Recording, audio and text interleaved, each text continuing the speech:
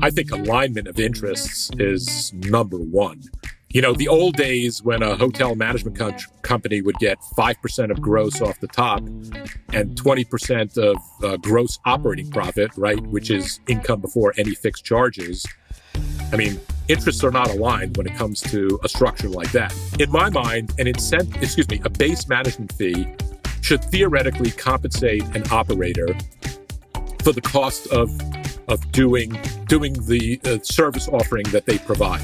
I don't think that they should really make profits off that base number. I think their profits should be on a defined, mutually agreed upon defined net income, whether it's net income before debt service, after debt service, some prep return on equity, what have you.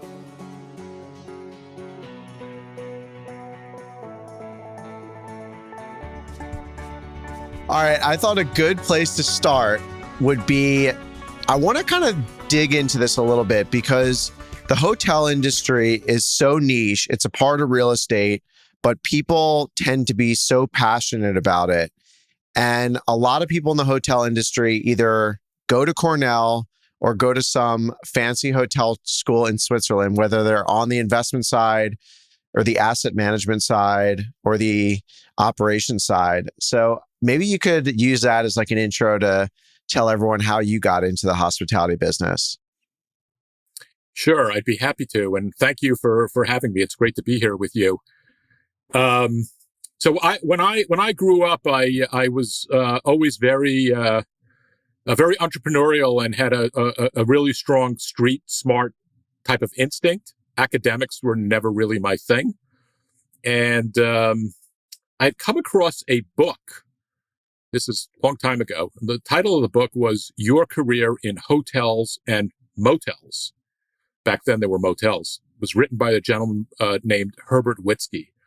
And the book really had a profound effect on me. Again, I was very entrepreneurial. I knew how to hustle and make money at a very young age, whether it was raking leaves, blowing snow, delivering newspapers, that kind of thing. And when I picked up this book, you have to remember, too, that this was, pre-internet and the world was much, much bigger. We're talking about the 1970s. I'm only 19 years old. The math works. Don't worry about it. This book really inspired me. It had in the middle of the book about 10 pages of black and white pictures of hotels all around the world. And between reading the book and the pictures, I was like, this is pretty amazing. And I had gotten interested in Cornell University's hotel school. And I also got interested in the hotel school in Lausanne, Switzerland that you referred to, the École Hôtelière in Lausanne. And I was in 10th grade. And at the time, there was a 4-year waiting list if you were accepted at the École Hôtelière in Lausanne. So if you were accepted, it was 4 years into the future. The timing worked out great because as an American, the Swiss requirement to equal a high school education in Switzerland at that point was a U.S. high school education plus 2 years of university in the United States. So I was in 10th grade. I had 11 and 12 to do, and then I planned on doing two years of university here in the States. I was accepted. 2 years later, when I'm graduating high school, I applied to Cornell. Again, because of my terrific academic record, they didn't spend a whole lot of time on my application. I ended up going to attending Baruch College, which is part of the City University of New York system. It used to be fondly referred to as UCLA, University on the corner of Lexington Avenue. I did 2 years there, which was the requirement to go to Switzerland. I got cold feet as we were approaching the 2-year mark, and I applied to Cornell one more time. And once again, no go, which was fine. It was the best thing that ever happened to me. I ended up going to Lausanne. It was an incredible experience from a cultural perspective, from a language perspective. I love to ski, and I did a lot of skiing there. And I ended up doing a year there in what was called at the time the cours de cuisine. So I learned how to cook. And to this day, I've never met anybody who makes better hard-boiled eggs than I do. I attended a year school. I also served what was called a stage, which was a experiential work effort at a hotel in Montreux, Switzerland.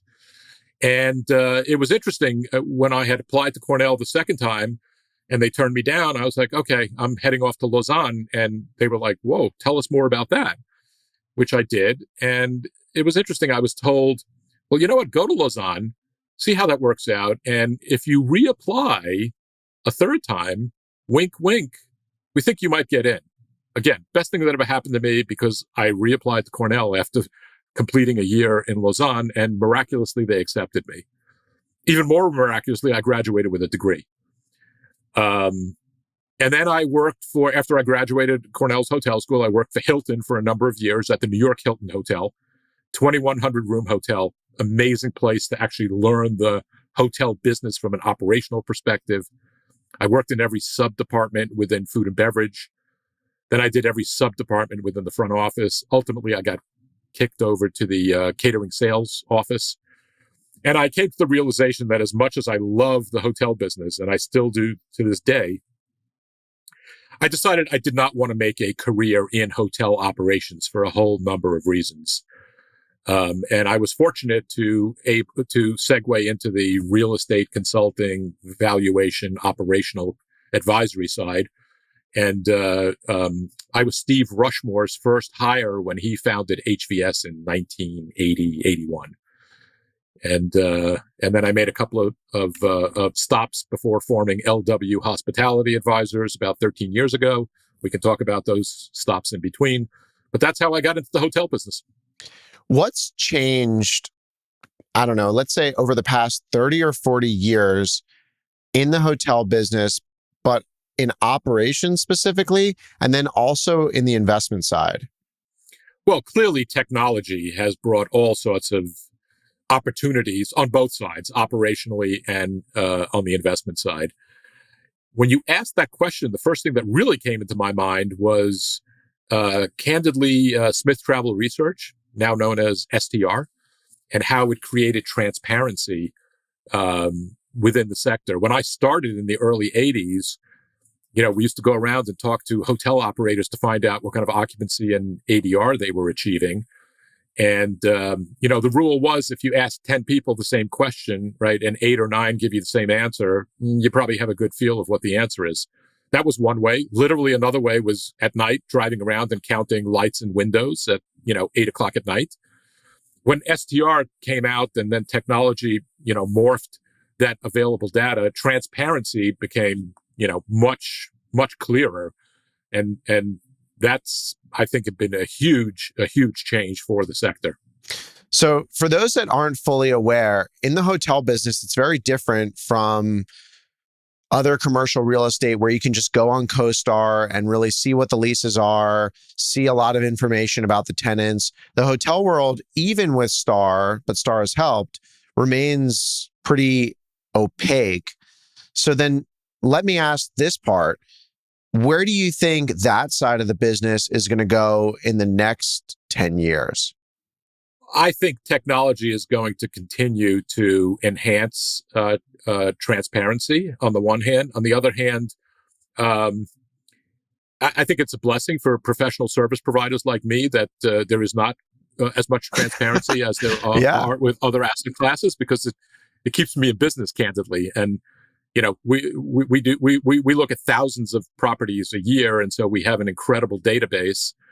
Obviously, the data is confidential, right? And we cannot share, and we do not share specific, information about specific assets. But we have tremendous data not only in our head, but also the ability to aggregate averages.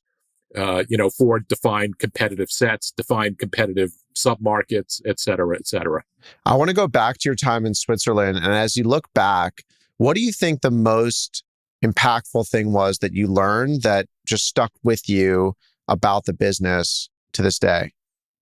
That the hotel business is a people business, always has been, always will be. I learned the concept that the guest is always right, even if they're wrong. And I've carried that over into my professional practice. The client is always right, even if they're wrong. It's a service business. the hotel business, and it's no different than a professional service business like what I do today. And so that is really something that came home very clearly for me while I was working in Switzerland. In Switzerland, the training of a fine Swiss hotelier is really what Lausanne was known for at that point in time. People today, though, pay you for really good advice. How do you balance giving them the cold, hard truth with also maybe the customer's always right, telling them what they want to hear? How does that work in your current role? That's a great question. So I did say the customer is always right, and the customer is always right. But that doesn't mean that the customer is always right about our findings and opinions, right? And I am known, and I believe that's why many folks seek me out for, I tell it like it is. I don't beat around the bush. I have a reputation for telling it like it is, whether you like it or not. That's it. If the client is complaining about some level of the service in terms of timing or delivery, or they don't like working with a particular associate, again, the client's always is always right, even if they're wrong. But when it comes to findings and opinions, again, that's what people are paying me for. And yes, there are folks out there who will tell clients what they want to hear, but they're not dialing my number if that's the case. So the hotel business, in my opinion, probably yours, is the hardest real estate asset class because it's an operating business and it's real estate. When you talk to people about investing in hospitality, how do you get them over the fear and concern around the operating business component versus other types of commercial real estate? Great question and very on point. The only thing I would modify in your question is I don't really run across folks who necessarily approach it as being fearful, but rather they just don't know. And we do a lot of consulting and advisory work for folks who we very respectfully refer to as newbies to the hotel space. Smart, sophisticated folks who have access to money or have money themselves. They know and understand real estate, finance, markets, etc., but they don't know much about hotels. And invariably, one of two things happens. You get the group that approaches the first hotel situation as, well, it's just another food group of commercial real estate. And they quickly find out that's not the case for a whole host of reasons. First and foremost, there are no credit-worthy long-term tenancies. You're leasing up guest rooms every single night. And with technology being what it is today, pricing of those guest rooms literally changes by the nanosecond. And as you know, in a rising market, that's a great thing, right? In a down market, it can kill you. And then when you think about a full service hotel that has other revenue streams aside from putting heads in beds, right? The notion of selling food and beverage and other retail, other income streams, it's very different than putting heads in beds. And then take that further, the expense side associated with putting heads in beds is very different than running F&B operations. So invariably, these folks who initially approach it as it's just another food group of commercial real estate, they make a mistake, and they either find me or I find them. It's like, can you help us undo this mistake? Well, no, but we can probably help you from stepping in it one more time. And then there are the other folks who know what they know and know what they don't know, and recognize that, as you said, it's a business married up with bricks and mortar real estate, and it's a very complicated business. And again, they either find us or we find them, and do a tremendous amount of sort of problem solving and strategic thinking on how to navigate. Again, I've really never run into folks who are afraid, but more sort of just not very knowledgeable. So I'm working with somebody right now who is a very successful entrepreneur, made money in several different industries, and ended up, wanted to get into the hotel business, ended up buying a hotel property on an auction platform and didn't really know what they were buying. And sort of recognized that they were committed, and so they were referred to me, and I've been advising them, and the deal's going to be closing any day now. And they clearly recognize that there probably was a rookie mistake in terms of buying an asset on an auction platform as a first go in the hotel business. But they're actually okay with it. And the attitude is, you know what, just help us not lose money, and help us on the next one make money, which is an interesting way of looking at it.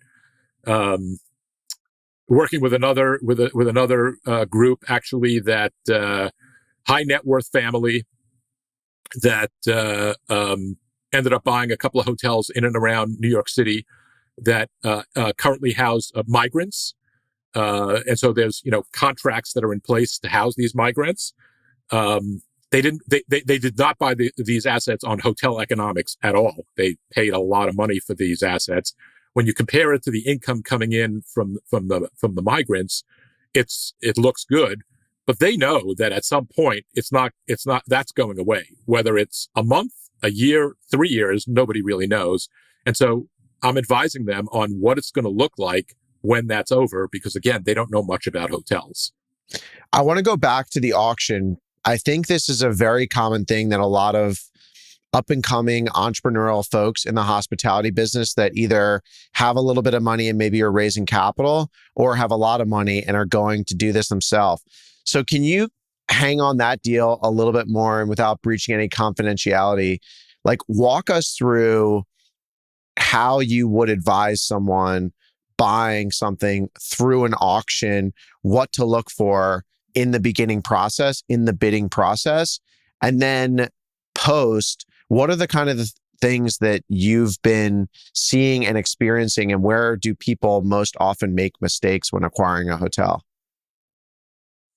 So that's a two-part question. Let's deal with the first part about advising someone about purchasing an asset on an auction platform. Candidly, I've never done that before.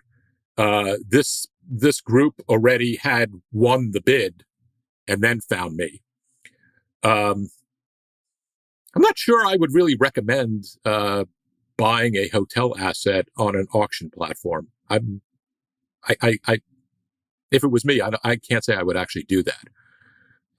So why? Because to me, knowing the business, knowing what I know, maybe I'd have a little bit of comfort, but it's very different than buying a deeply discounted office building with 30% vacancy where you have to just fill it up. There's a lot that goes into the operation that just wouldn't be able to be found out through the auction process, I would think.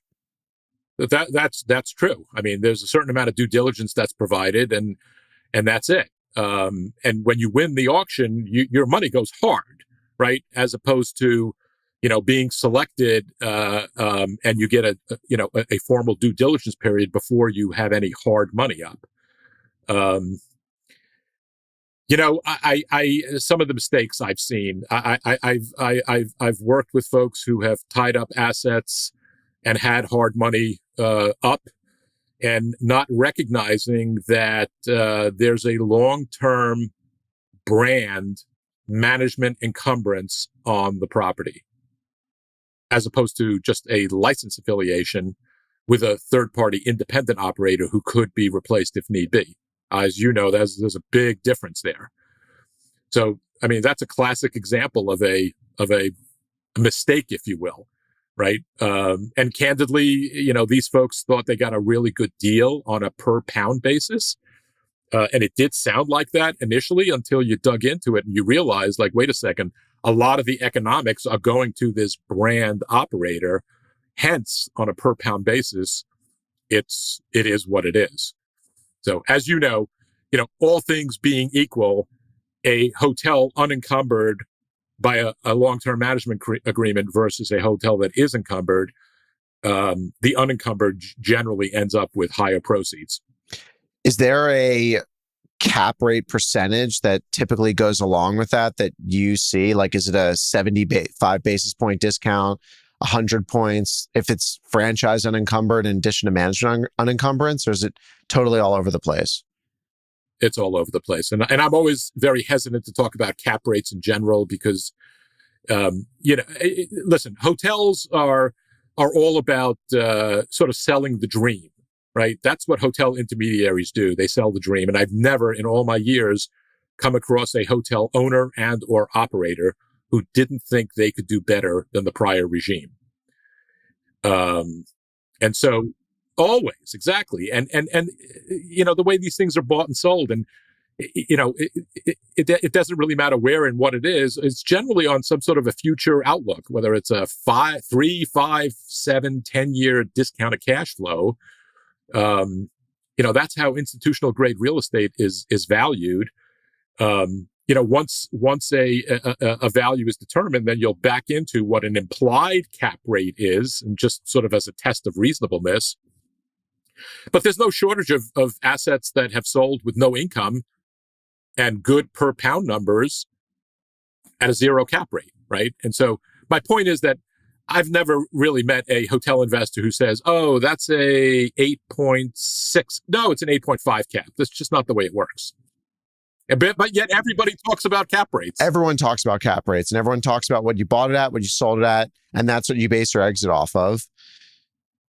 How do you think about brand managers? Because we have a management company, we're vertically integrated, we have some investments where we have a brand managing, but I want to know from you, like, is there a place for Hilton and Marriott or Hyatt to be managing a hotel? Or is it really best left to vertically integrated operators or third-party managers? It depends on the asset and where it is. There are some brands and some assets that just, if they're going to be affiliated with a certain brand, they have to be brand managed, right? Four Seasons, right? You can't license the Four Seasons name. I don't think there's a black and white answer to your question. I would say, generally speaking, the notion of having a license agreement with an independent hotel operator comes back to that whole concept of unencumbered versus encumbered on the back end, right? And it's not that one is better than the other, but the arena of buyers for institutional hotel real estate, for assets that are unencumbered by management, the arena of buyers is larger, generally speaking, than encumbered assets. Again, it's not that one is better than the other. You've seen a lot of different deals, and I'm really interested to know from you what you think the characteristics are of a really good hospitality investor. The characteristics of a really good hospitality investor, I would say number one is checking ego at the door. The hotel industry is a little bit notorious for attracting all sorts of ego capital.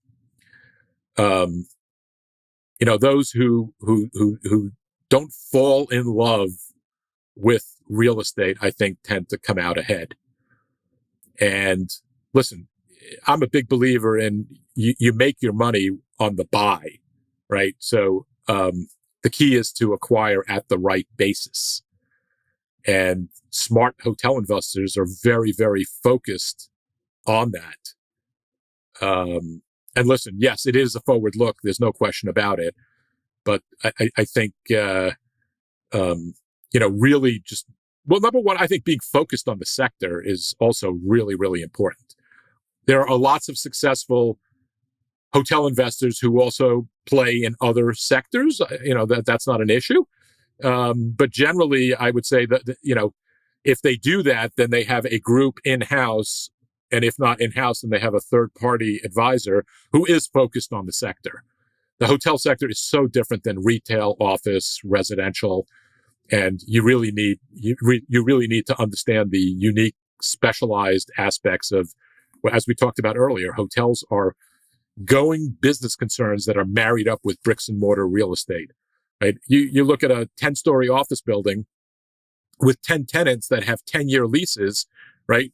And the building's fully leased up. Well, then you can just figure out, okay, here's my income, right? And I know what my expenses are going to be. There's really not that much to it. Again, that's not the way hotels work. So I think those that are really focused on the space, I think that's really important to be laser focused on the lodging sector. It's very dynamic. It's changing all the time. And it's hard to keep abreast of all these changes and the moving dynamics if you're also looking at office buildings and shopping centers, and hotels. So. And that's why the rich guys and gals call you when they want to check their ego at the door, but they still want that oceanfront trophy asset. I hope so.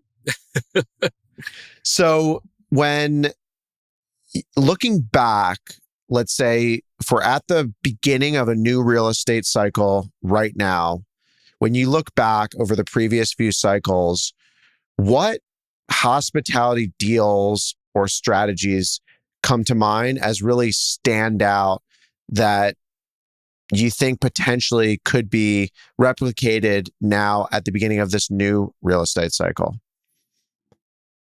I like that question. And actually, I'm going to answer it in that there is a transaction that comes to mind that was done not that long ago. And to some extent, the ship may have already started to sail because, yes, we are at the beginning of a new cycle. But so the Sheraton in Times Square that MCR purchased not that long ago, big hotel right across from the New York Hilton Hotel. They bought that asset for $200,000 a room. Now, on an aggregate basis, because it's such a large hotel, it was $373 million, if I recall correctly, which is a lot of money. And then there's the issue of figuring out what do we do with it, right? I think that's a great transaction to look to in terms of at $200,000 a room, you couldn't replace that hotel for multiples of that amount of money. By the way, I'm not suggesting that if it was a vacant piece of dirt that you would build that hotel the way it is today. But the fact is, it's a massive property on a major avenue in Midtown Manhattan that sold at a fraction of replacement cost. And even if for some reason the buyer can't figure out what to do with it, I just don't see a whole lot of downside at $200,000 a room for that asset. So the way I look at it is they sort of bought an option, right? If they figure it out, great, and I'm sure they will figure it out.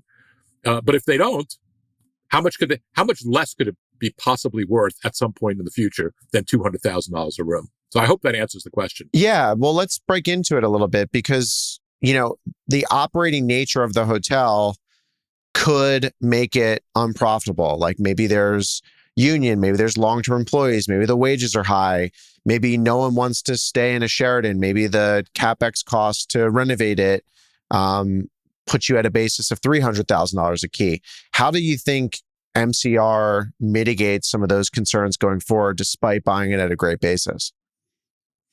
Well, I'm not sure I really want to get into details like that because that's not in the public domain. Obviously, whatever I've said thus far is in the public domain. But you mentioned management. I believe Marriott was managing that hotel. It was owned by Host, and I believe MCR now manages it themselves. Again, vertical integration, under a Sheraton flag. So listen, again, at the $200,000 basis, the union's already there, right? That's not a new factor. Granted, there's a new contract that's going to be coming up in the near term. The condition of the property, that was well known when they acquired it.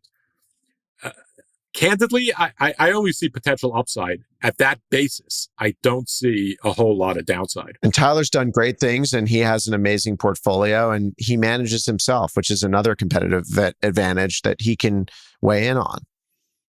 And what's interesting too about MCR is they within the hotel sector, they play in all sorts of different segments, right? Select service, big hotels like the Sheraton, independent hotels like the High Line. They have a very broad, diverse lodging portfolio, which is a bit unusual because, usually I run into investors who are, if they're focused on the lodging sector, they tend to be focused on a particular segment within the lodging sector.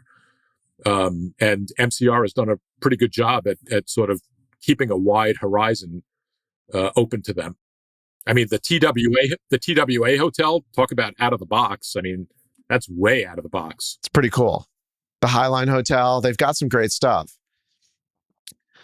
So they bought that from Host, and I think there's going to be a lot of REIT transactions going on. The valuations on the REIT side are much lower than probably the asset values. So we may see some transactions coming from REITs to independent operators. Everyone always talks about if REITs are buying, it's hard to compete. How do you view hotel REITs amongst the landscape when you're talking to your other investors and your other clients? I mean, it depends where we are in the cycle, and it also depends on where we are in terms of cost of capital, right? I think what you just said is very much illustrated by the recent announcement of Hersha becoming privatized, right? That falls exactly with what you said, and I think we're probably going to see a bit more of that in the near term.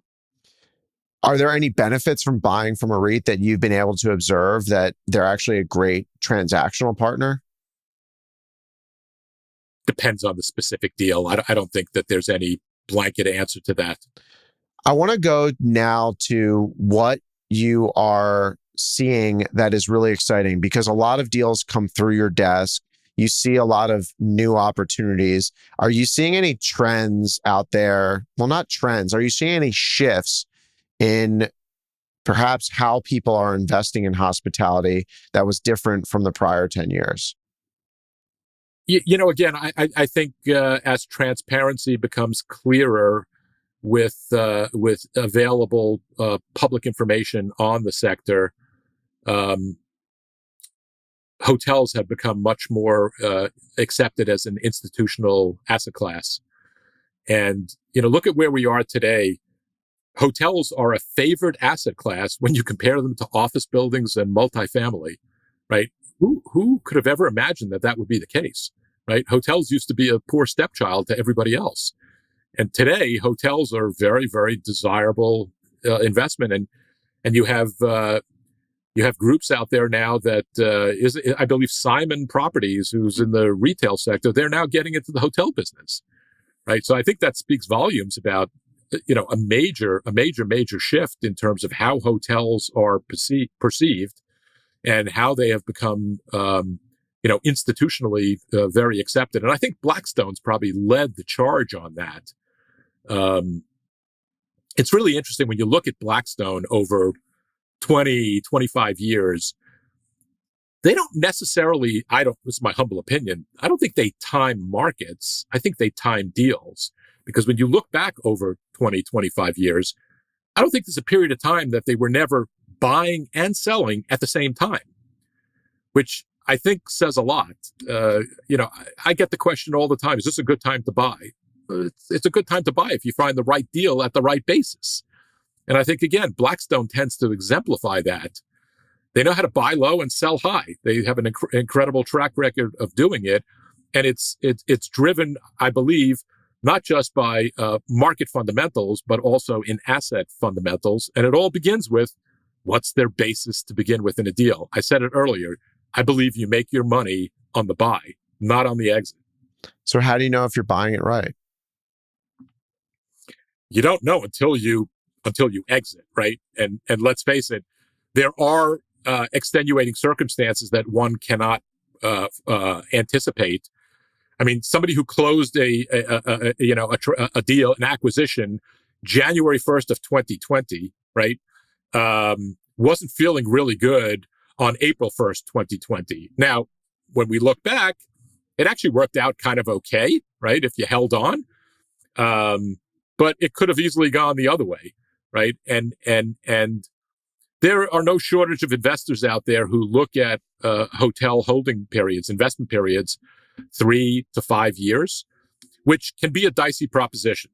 Now, don't get me wrong. Lots of folks have made a lot of money underwriting 3 to 5 year holds, but it could be tricky, right? Again, think about the group that closed January 1st, 2020. They were not feeling good about their 3 to 5 year underwriting on April 1st. Today, they're feeling okay, right? It kind of all worked out, but it could have just as easily not worked out. I'm a big believer in hotels are fundamentally long-term holds. And I think every hotel investor should underwrite to a minimum 10-year holding period. And I want to underscore underwrite, doesn't mean that they have to hold it for 10 years. They just need to be ready, willing, and able, if need be, to hold on to it for 10 years. So if a capital event opportunity bubbles up in year 2, 3, 4, 5, what have you, where you can bake in some significant gains, well, sure, you're going to do that, right? But if that does not occur, and there was some calamity that, didn't sit well with the investment, you have more time to work it out. What are the major considerations when underwriting a 10-year hold versus underwriting a 5-year hold? Like, what happens in that 5 to 10-year period that either people don't appreciate, people forget, or you advise people always to think about? Well, my point was that, listen, when you do a 10-year projection, generally, what investors do is they factor in several years building up to what's called a stabilized level of operation. So whether it's year 3, 4, or 5, let's assume for a moment it's year 5. When you do a 10-year discounted cash flow, you take that stabilized year and just inflate the bottom line by inflation, right? The purpose of doing the 10-year discounted cash flow and looking at this assumed holding period, again, is worst case scenario. If the opportunity is not there after 5 years to bake in gains, that you have another, and let's say you're going to lose money, right? If you have to sell, funds coming to a termination and you have to exit, right? If you have that cushion of additional 5 years, at least there's an opportunity to step back and analyze, is it worth holding on to this and throwing more money? And what does it look like 5 years in the future for the next 5 years? I mean, let's call a spade a spade. None of us are that good that we can predict what's going to happen an hour from now, never mind a year from now, right? If you would have told somebody on September 10th what was going to happen the next day, they would have said, you're crazy. And yet it happened.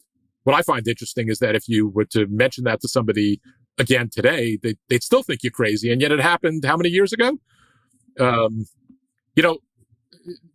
Life throws curveballs, right? I think if people would have said that, a global pandemic was going to be on the horizon. Actually, I vividly remember when in January and February, we heard, it's over there. It's over there. And then guess what? It came here. I mean, who could have ever imagined? So, and because of the daily leasing and the constant repricing of guest rooms, hotels are very sensitive to these types of unforeseen circumstances, good, bad, or indifferent. But in hotels, I guess what I'm getting at in the 5 to 10-year period, one of the main differences in hotels is that you have furniture, you have F&E, you have a certain level of standard that you need to maintain versus another real estate class. So don't you have to figure that you're going to have to reinvest more capital in the asset over that longer hold period than you would if you were underwriting a shorter deal? And I guess you have to think about that in the underwriting, right? No question about it. Absolutely. And listen, it's been demonstrated factually, it's not an opinion, that reserve for replacements, whether it's 3%, 4%, 5% of gross, right, after 7 years, for example, it's never going to be enough. And so you're going to take the reserve amount, but then a check needs to be written to make up for the difference. And yes, that absolutely has to get baked into the analysis, irrespective of whether you're going to hold for 5 years less or more, because if the property is brand new, day one, and you hold on to it for 7 years, well, and then you want to exit, well, guess what? It's going to need CapEx, and so that's going to get factored in, whether it's in the price, right? Whether the buyer pays it or the seller pays it, that's sort of like negotiating a brokerage commission, right? Okay, theoretically, the seller pays the brokerage commission, but ultimately, all these numbers need to get factored into the basis. I keep saying that over and over, the basis in the deal. Well, we're going to buy a deal together, and we're going to buy it at a good price, maybe, or you'll advise me. Perfect. I want to talk about capital inflows in hospitality investing. Where are you seeing any shifts? Are you seeing any trends happening? Are you seeing new people come in that weren't here 5 or 10 years ago? And then what does that look like going forward? And maybe you can answer it in the context of folks raising capital for deals like sponsors. So absolutely, there are there are new folks coming into the space. When I look back, I think there are always new folks coming into the space. And as hotels have become, as I said earlier, an accepted institutional investment class, you're getting more and more institutional investors, but you're also getting lots of family offices. I see foreign money. I don't think it really ever disappeared, but obviously with COVID, foreigners weren't able to come here to, touch real estate, but they're coming back with a vengeance. Listen, the United States, like anything else in life, we have our challenges. There's no question about it, but it still is the greatest country in the world. It's the safest country in the world. It's where everybody wants to be. It's where, capital is looking for a safe haven to place money. And hotels are a very, desirable asset class that, a lot of folks haven't played in before. And then you add the eco equation into it, right? So yeah, I mentioned two examples earlier of folks that I'm working with. These are newbies to the hotel space. And I will tell you, we've been very fortunate in developing quite a practice servicing these folks. They need help. And many of them know that from the get-go. And the ones who don't know it, they make bad mistakes and then figure out, I need help. On the debt side, are you finding that lenders, obviously we're in a weird time now, but that lenders are placing a higher sensitivity around a sponsor's experience versus other types of real estate? Well, I only play in the lodging sector, so I can't really speak about other asset classes. But your question is right on in terms of, sponsorship is extremely important. There's no question about that. Always has been, always will be. But obviously the deal in and of itself. I mean, if you can't pass the smell test in terms of quality of sponsorship, you're never going to get to quality of the investment. So yes, it is absolutely imperative that sponsorship have a good track record and an impeccable reputation. Like, what have you been most surprised about that's consistently happened in hospitality, whether it's about the deal, the real estate, or the investor, whatever it may be? I think we talked a little bit about this. It's folks who come into the space who don't know much about the hotel business and sort of getting past that, right? I can't begin to tell you how many times I've run across folks who, I want to buy a hotel. Well, what kind of hotel? I want to buy a hotel. What kind of hotel? Where? What? I want New York. I mean, every day I get calls, but I want to buy a hotel in New York. I hate to say that, use the term the level of ignorance, but on some level, yes, it is a level of ignorance when it comes to knowledge of the hospitality business. But by the way, I say thank God every day because that's what keeps me in business. So the surprise is smart, sophisticated folks who are successful, who sometimes do silly things and approach an opportunity in a unsophisticated manner without recognizing that they are. I've found the best way that we've seen to mitigate that is to pair a seasoned sponsor with that person who has that desire and maybe the capital or the location. But too often you see the person that wants to do it alone, that's not from hospitality, just get wiped out or struggles along the way until they find the right path. No question about it. No question about it. I've been surprised many times. I remember working on a deal on a property up in Canada. It was a significant transaction.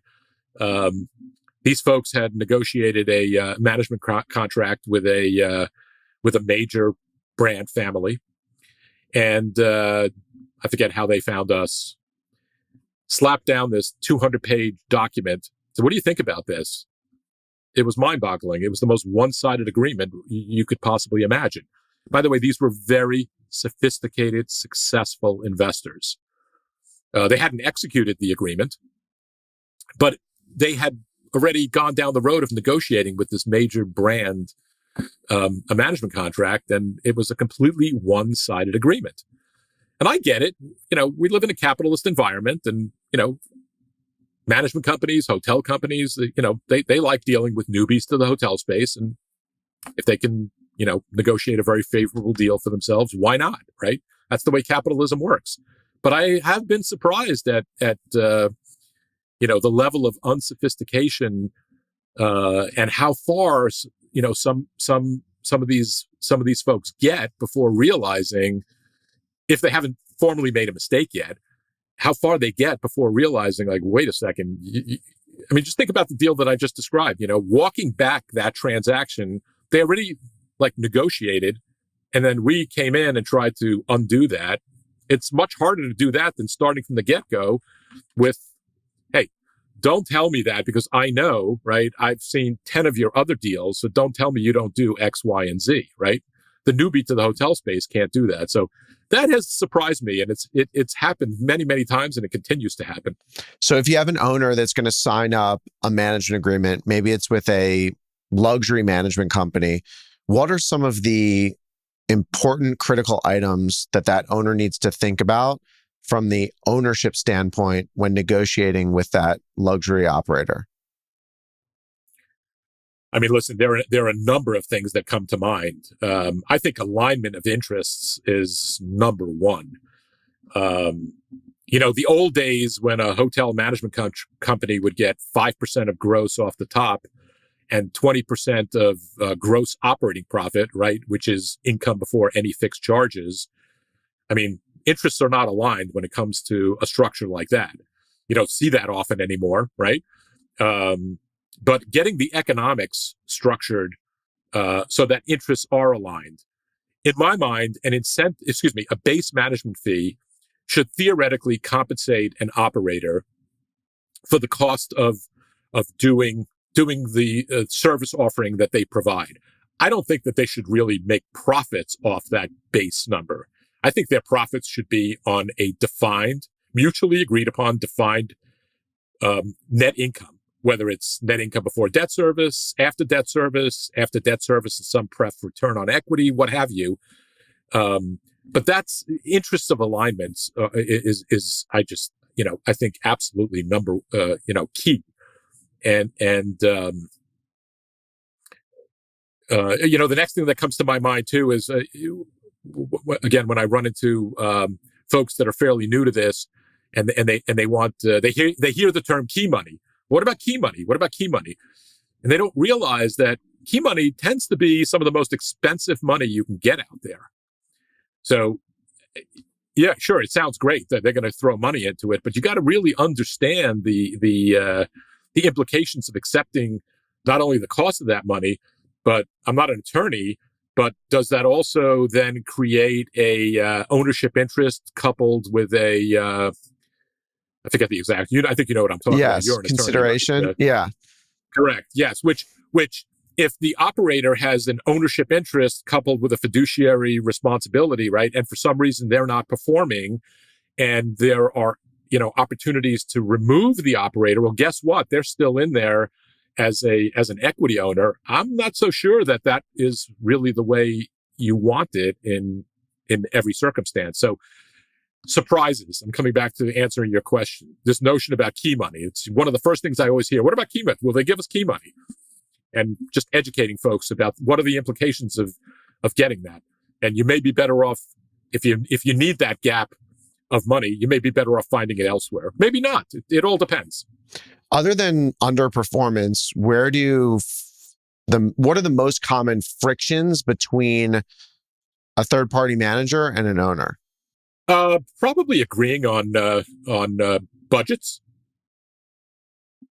I think that's where there tends to be a fair amount of friction, and let's face it, that also ties into depending on the structure of the compensation for the operator, right? So that's where I tend to see probably the most friction, and then also determining when certain capital expenditures should actually occur. Right? It's very easy to spend somebody else's money, right? You and I can do that all day long, right? Oh, we need a FF&E refresh. Well, maybe we don't. Maybe we can get another couple of years out of it, or maybe we don't need as an extensive refresh as you would like to have. So there's definitely always friction when it comes to spending capital reserves and funds that are needed above capital reserves. So how do you think about spending dollars in an asset on an ongoing basis? Are you typically yourself or advising people to do like ROI analysis? So, okay, if we renovate this bar, how much more dollars can we generate because we have a nicer, cooler bar versus can we just make it look okay to maintain that revenue? Is it that kind of linear, black and white, or are there more variables involved? I would say generally it's the linear black and white. ROI is really where it's at. Now, you brought up an interesting example. What about if you're looking at HVAC equipment that doesn't have a whole lot more life to it, right? And is a major capital expenditure, right? That's really not going to do anything that the general public is necessarily going to pay for, right? They probably won't even recognize it on the one hand. On the other hand, when you're looking at income producing real estate, whether it's hotels or office buildings, you're looking at the concept of durability of income, right? If you can't maintain the HVAC in your property, well, guess what? Your income is not going to be durable. So what's the ROI on reinvesting in HVAC? Well, the ROI in part is making that cash flow durable. So it's not necessarily as explicit as what you described, which is, making the bar look better and increasing profits. There's also the notion of maintaining profits. I want to transition to what's coming down the pipe in hospitality, because during COVID, everyone was either talking about experiential hospitality, like a little glamping thing, or an Airstream trailer, or a shack in the middle of the woods that people are paying for. And then on the other side, they're talking about limited service, which is basically workforce housing. Focusing on the experiential side, what do you think? What do you think the business plan is for that? Because a lot of those things, like people refer to Amangiri, but that was like, an amazing one-time shot, but everyone's using their playbook to try and create their own. And I wonder if you could just talk a little bit about that segment and what you're seeing. So I'm seeing a lot of activity in that experiential segment. I think it tends to cater to folks that are a lot younger than I am. I have tried out glamping once. I'm glad I did it. I can check the box. I do have trouble embracing the notion, irrespective of which generation we're talking about, that, okay, once you've done it, is that really something that you're going to do on a continuous basis? Like, oh yeah, I want to go glamping again. I don't know. And yet there seems to be tremendous demand for it. And we've worked on and continue to work on a whole slew of, we've probably appraised more glamping assets than anybody else in the country at this point. So we really know and understand that sector. It's got very compelling economics. My question is the durability again, right? Is this a phenomenon that is going to endure for the next, 30, 40 years? It'll be, or is it just a fad? I don't really know. What about the economies of scale on those businesses and just the practical matter of operating a resort, if you want to call it that, in the middle of nowhere or in a remote location? I mean, the economics look phenomenal. I mean, we have a really good database on actual performance of some of these things. And, a lot of these locations, the land is not worth a whole lot, right? And if you think about it, right, land value drives, fundamental, investment basis, right? Land value in the middle of Manhattan is obviously, very, very expensive. Where these things tend to be located, the land is dirt cheap. Then when you look at the Airstreams, where they can actually be moved around, right? That's another interesting concept, that you're not necessarily locked into a specific location. So I think it's too early to tell. I do buy into the notion of experiences that the world has become very focused on experiences, and I don't think that's necessarily going away. But again, I do question whether folks that are in their 20s and 30s today that think glamping is cool are going to feel that way 20 years from now when they're in their 50s and 60s. I don't know. It'll be interesting to see. But listen, if the economics didn't make sense, I don't think we'd be seeing as much development in that arena as we have been seeing. So there must be something to it. Well, maybe it's the ego side, or maybe it's just the fantasy that you can recreate another Amangiri. One thing that I'm kind of concerned about in that segment is there's a lot of them, or some of them, that are focused on very, very limited service. So basically, we're going to give you a beautiful setting. You kind of create your own experience, but there's no bar, there's no lobby, there's maybe no shared pool, there's no amenities. Are there certain categories in this that you view as more challenged and others that you view as the bigger opportunity? Or is it really all operator, location, project dependent?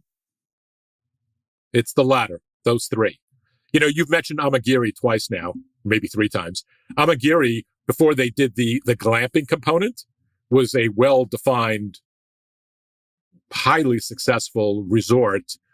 And so this was sort of an adjunct, add-on, bolt-on, if you will, which kind of made a lot of sense because they already had the infrastructure, all those things you talked about, right? The restaurant and the bar and already had a demonstrated track record for demand to go to that location, which, let's face it, that's an offbeat location. So that's a whole different animal, in my humble opinion, compared to if you just decided to do a glamping project where that property is located and had Amangiri not been there previously. That's a different dynamic.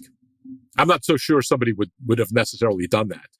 Setting aside the land and how pretty it is, are there certain location characteristics that people need to consider if they're thinking about building or developing one of these concepts? Well, sure. I mean, listen, fundamental to real estate, I don't think it's ever changed, and I'm not sure it really ever will change, is location, location, location. There's no question about it. So, location, obviously, access is always comes into question. But listen, there's one of the perceived attributes of these types of projects is that they are in hard to get to remote locations. That's one of the positives, right? But you kind of have to look at, okay, well, how difficult is it, and are people willing to go through the brain damage, if you will? It's interesting. I came across an article earlier today about the cost of going to Burning Man. And I've never been. I know people who have been, but it's an expensive proposition. Yeah. Right. And staying there is expensive. Right. It's difficult to get there. And yet, look, people go year after year after year. I think it's going to be very interesting after what happened this year to see what happens in years going forward, whether, folks are going to continue to experience that. But yeah, I think that's a sort of a great example of before this year's Burning Man, right? Hard to get to, expensive, and yet the whole experience again, right? And people are willing to not only pay for it, but go through the brain damage of getting to that experience to experience it. People have been talking a lot about the Beyonce effect, the Taylor Swift effect, the fact that these major concerts are such an economic stimulus to these cities.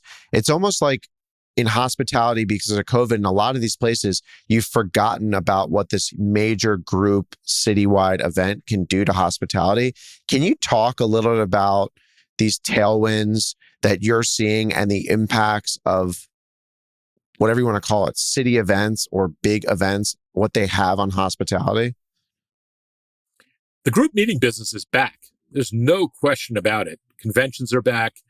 We are at pre-COVID, if not slightly ahead of COVID levels at this point. The Taylor Swift and Beyonce effect. Interesting in that sort of reminds me a little bit of World's Fairs, right? They come for a period of time, right? And then they're gone, right? I'm going to use the term again, durability, right? Sure.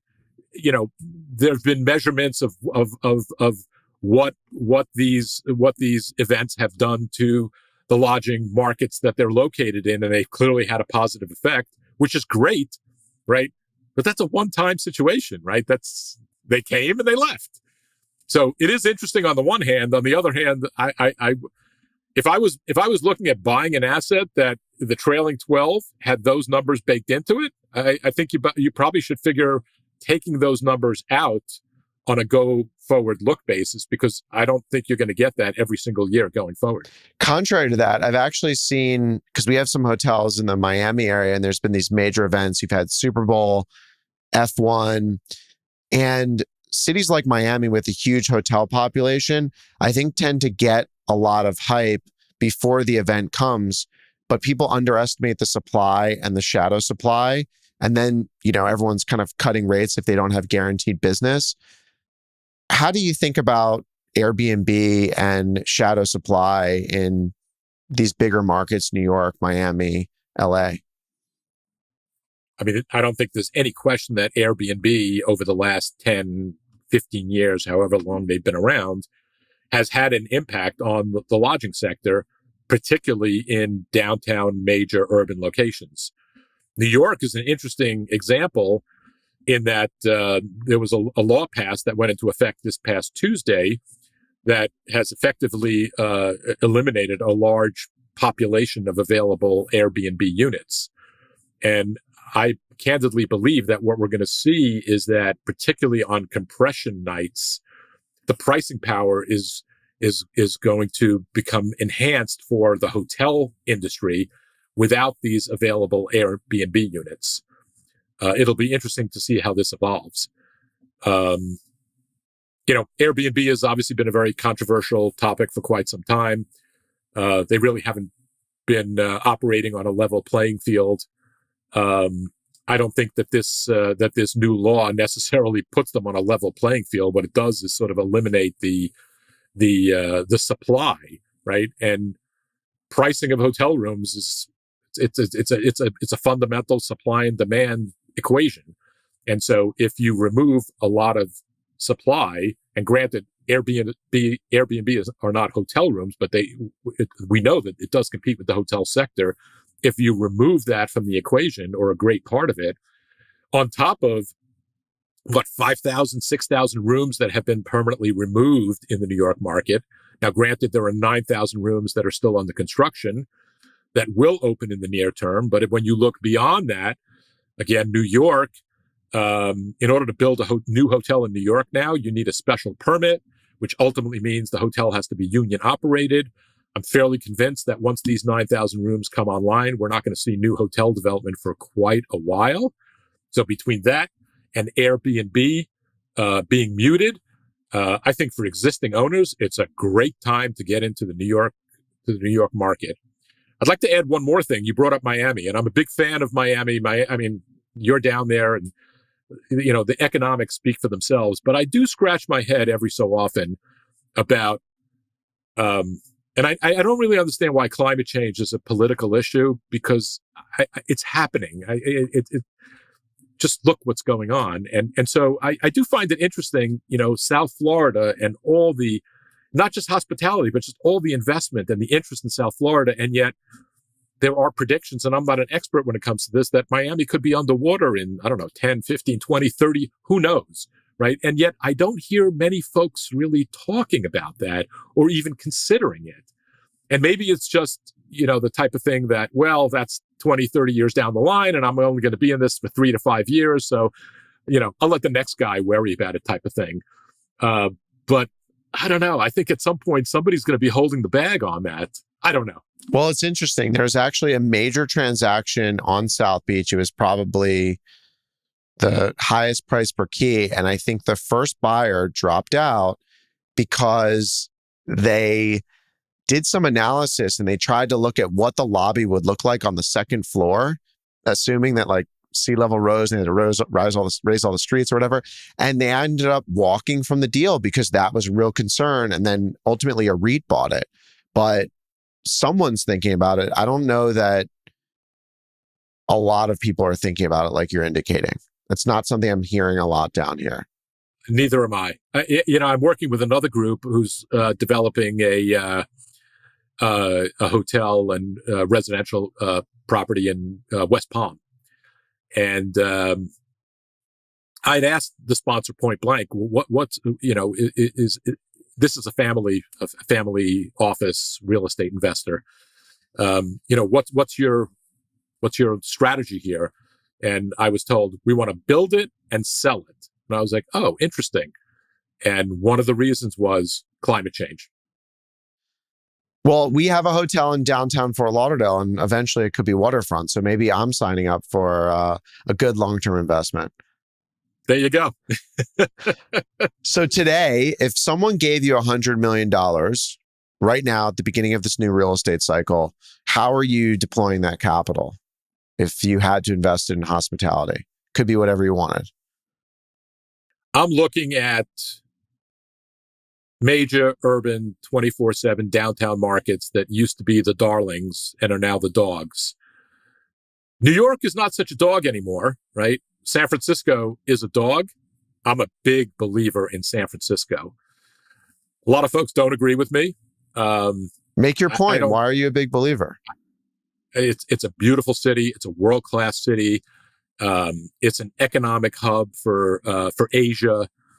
Unless San Francisco falls into the ocean, literally, I just don't see it ending up in this perceived doom loop for an extended period of time. And when I say extended, listen, again, at the right basis and the willingness to hold on. I believe if you buy at market today and you're ready, willing, and able to hold on for 10 years in San Francisco, I'm not so sure you can go that wrong. I'm not. How about this? I don't think you're going to lose money. I think there's a lot more potential upside than there is downside. But if you want to make 100, if you want to double your money, where are you putting that 100 million? Is part of it going into San Francisco? Yeah, I think it's going into San Francisco and other troubled downtown urban markets that have been beaten down. Portland, Seattle. I mean, again, these were all New York. I think these are the places to be investing. Washington, D.C., the major downtown urban markets that, again, were historically perceived as high barrier to entry, which they still are high barrier to entry markets, but they've suffered significantly because of the pandemic. And it's been a slow go coming back. I think you may very well see some big box opportunities come up, but, not necessarily at such a compelling story as the Sheraton, because again, that happened, was it 18 months ago? And so, COVID was still very much, baked into the market, if you will, and more front and center than it is today. Now, don't get me wrong. A lot of these major urban markets, including New York, are dealing with a lot of challenges, right? The homeless situation, the migrants, crime. These are real challenges for these downtown urban locations, and it's gonna be a while before that gets resolved. But when you just look at the notion of urbanization's been around for a long time. I don't believe it's going away. I think there's been a pause in the action. And coming back to your question about where would I deploy my money, that's candidly where I would go. I mean, sure, a lot of people would say South Florida, right? But that's where everybody's going. I tend to think very contrarian in terms of upside. Not that you can't make money in Miami, but you look at some of the numbers that are being kicked around. There's some healthy numbers being paid for assets in South Florida. And I think there could be, depending upon the deal, there could be more potential for downside than upside. Whereas again, in downtown urban markets, if you buy at the right basis, how much downside can there be? So that's the answer to my question. 100 million going into major urban markets. I love it. So I ask all the guests on the podcast the same closing question, and that is worldwide, what is your favorite hotel? You can pick more than one. Well, I do have one because I happen to own a place at this hotel, and it's the Four Seasons in Anguilla. Why is it so special? It is a spectacular hotel on a spectacular island. Anguilla, and nobody should confuse it with Antigua or Angola or anything like that. Anguilla is a beautiful island that has 33 world-class beaches that are second to none. The Four Seasons straddles two of those beaches, Meads Bay on one side, Barnes Bay on the other side. It was originally developed as a Viceroy hotel. It ran into trouble, and Starwood Capital ended up buying it and putting Four Seasons in there. I purchased a residence there a couple of years ago, and it's a lovely place. It's a 5-diamond, 5-star property. Type of asset you probably won't see replicated anytime soon. So that's one of my favorite hotels. I'm a little bit jaded too because I own a place there, but it's a great place. And it's pretty cool because if you stay there, you can stay in these owned villas, and it's amazing for families. And you do not feel like you're in the Caribbean. I mean, the finishes are straight out of California. It's unbelievable. Yeah, it's a spectacular place. Dan, thanks for coming on the podcast. Thank you for having me. It's great to be with you. Hey everyone, it's Jake here. Thanks again for joining me on this conversation. Be sure to subscribe on Apple Podcasts, Spotify, or YouTube. Lastly, don't forget to follow me on Twitter @JWurzak. I'll see you in the next episode. Jake Wurzak is the founder and CEO of Dove Hill Capital Management. All opinions expressed by Jake and his guests are solely their own and do not reflect the opinions of Dove Hill Capital Management. This podcast is for informational purposes only and does not reflect or represent real estate, financial, or investment advice.